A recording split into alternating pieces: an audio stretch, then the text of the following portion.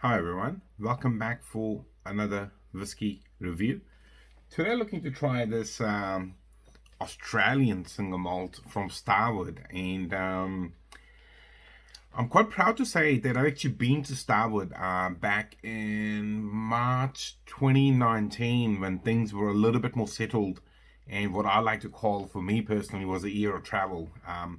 Allowed to leave New Zealand as frequently as we wanted, and I went on a corporate trip to Melbourne and allowed myself an afternoon off, which entailed visiting these guys in Melbourne, which was just off the CBD a little bit.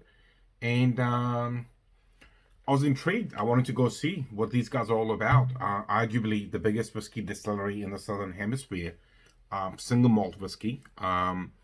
But there was one key moment for me when I visited the distillery. They had an incredible number of barrels aging in the back of the warehouse, once you walk past the stills and all that kind of stuff. And it was quite heartwarming for me to see so much whiskey being aged, high quality single malt whiskey being aged in the Southern Hemisphere.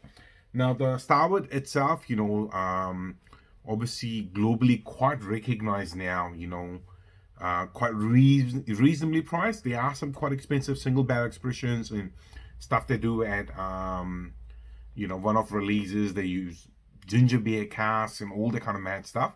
But in terms of the entry-level single malts, the Twofold and the Nova, quite reasonably priced in New Zealand. From memory, the Nova is around 100 Kiwi dollars, 105 Kiwi dollars. So reasonably priced whiskey for a new world whiskey, where the volumes of whiskey are a little bit smaller. Aged in exclusively, once used or a couple of times used, whatever it is, red wine cask from Aussie red wine industry. And all of the barley gone into this particular whiskey is Australian grown malted barley, which is kind of cool. They're using their own barley, using their own casks, which have been seasoned or been aging the red wine before. So a very distinct Australian operation, which is kind of cool. I like that. They're not trying to replicate anything in any way. They are presenting things how they are. And this one in particular is released at 41% ABV. So obviously watered down and made a little bit palatable, I guess, for all kind of connoisseurs. Beautiful color. I quite like it. I think it's coming from the red wine cask, obviously, and for those of us who freak out sometimes, what's going to happen if there's going to be less and less sherry cask aged stuff. Well, I guess in a weird way, if you like the deep colors, the red wine barrels can help a little bit. We're just going to see if there's any statements on the bottle regarding the color. Nah, there's nothing there. I was hoping to find if they are natural color, but I'll find out a bit later, and I'll leave it in the comments. Let's nose it, see what it's all about.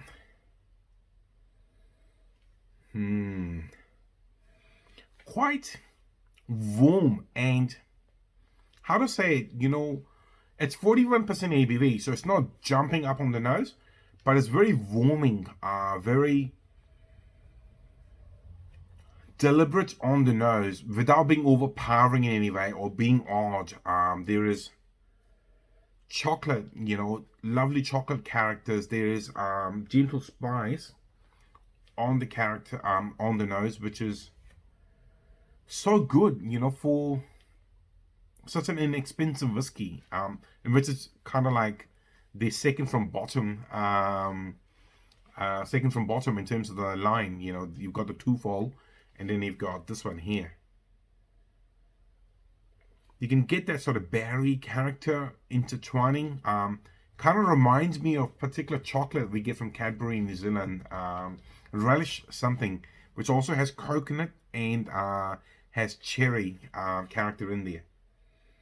But it's so good on the nose. My only issue with it is, it's not an issue, just an observation. Maybe they will do other stuff and we don't get it in New Zealand. Is I just wish it was a little bit higher in ABV.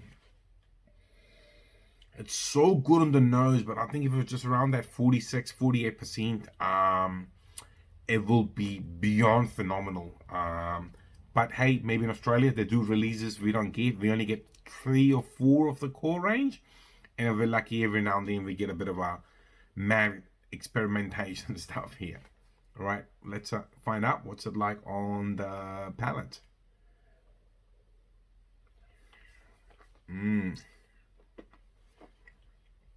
So good, rich. The spice is very prominent. You get that sort of tanniny red wine character.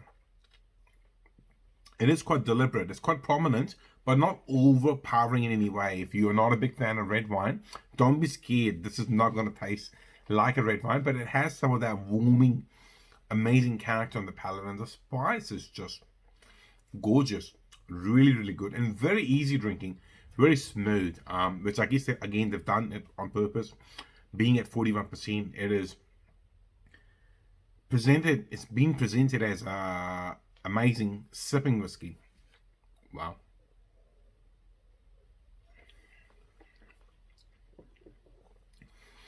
The finish is short to medium, which is to be expected, I guess. It is a youngish whiskey, bottled at 41%, but it's got good bones. And on the website, they share some cocktail recipes, and you could have a lot of fun with it. It is a multi-dimensional whiskey. It's not just a flat, smooth, sweet whiskey. The chocolate, the spice, the cherry-like character, you could definitely have a bit of fun with it, making different cocktails. So good. I'm glad I finally reviewed it, because it's been it's been with me for some time, and we've used it in a virtual tasting a couple of times, and everyone seemed to enjoy it, especially because of the price point. It was quite approachable, let's say.